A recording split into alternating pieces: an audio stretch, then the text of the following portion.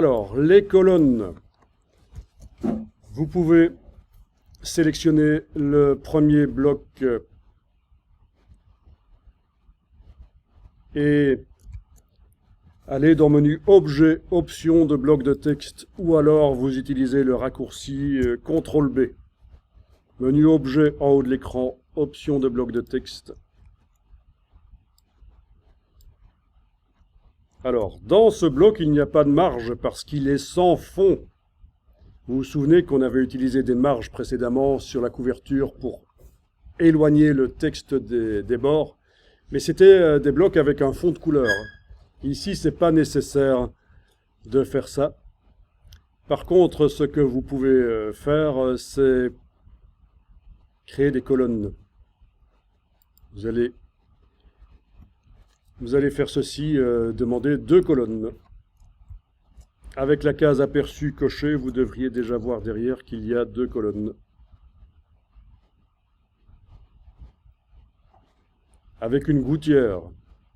Une gouttière qui fait 4 mm à peu près.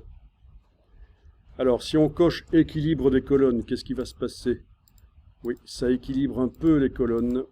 Ça transfère un peu de texte de la colonne de gauche vers la colonne de droite. Vous pouvez le faire. Comme ça, ça évitera que, dans certains cas, une des colonnes n'ait que 3 lignes et l'autre colonne soit remplie. Ça va équilibrer. Ça va transférer automatiquement. Il y a beaucoup d'automatismes de mise en page dans InDesign. C'est tout le boulot. Quand on est un peu plus avancé en mise en page, c'est de se faciliter la tâche. On colle du texte et bizarrement, c'est pas vraiment bizarre, en fait, c'est parce qu'on l'a prévu. Il se répartit bien sur les pages. Il y a des automatismes. Ça, c'est un des automatismes, l'équilibre des colonnes. Ok.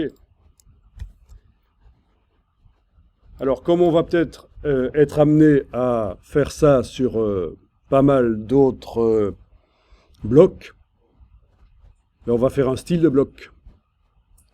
Comme ça, on pourra l'appliquer sur le bloc d'en dessous, mais évidemment sur plein d'autres blocs qui existeraient dans le document par la suite.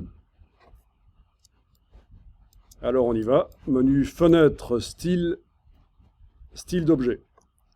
Menu Fenêtre, Style, Style d'objet. On voit que le bloc texte, c'était au départ un style bloc texte standard, le style d'origine de InDesign là, non modifiable. Les parenthèses nous indiquent qu'on ne peut pas modifier ça, le style vraiment. Mais on ne peut pas vraiment s'en servir, je veux dire, c'est vraiment un point de départ.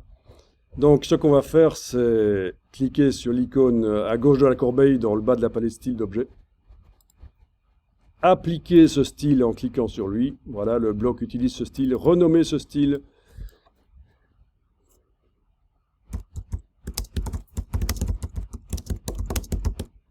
Je vais l'appeler bloc double colonne dans le doc.